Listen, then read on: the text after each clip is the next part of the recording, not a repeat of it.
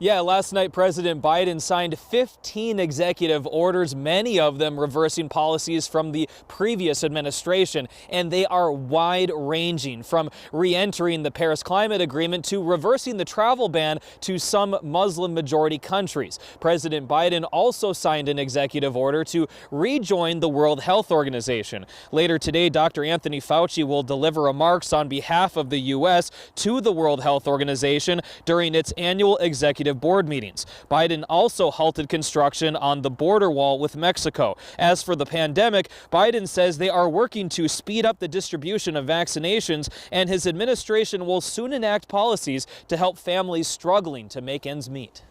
To combat the deadly virus, the president launched his 100-day masking challenge, asking Americans to do their part and mask up for 100 days. He's doing his part as well, issuing a mask mandate that will require anyone visiting a federal building or federal land or using certain modes of public transportation to wear a mask.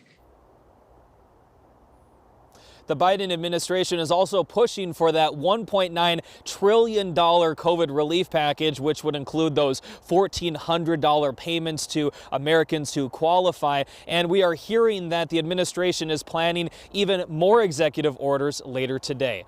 Back to you. Yeah, busy start to the presidency. Thanks for sharing that, Gordon. Well, new this morning, President Biden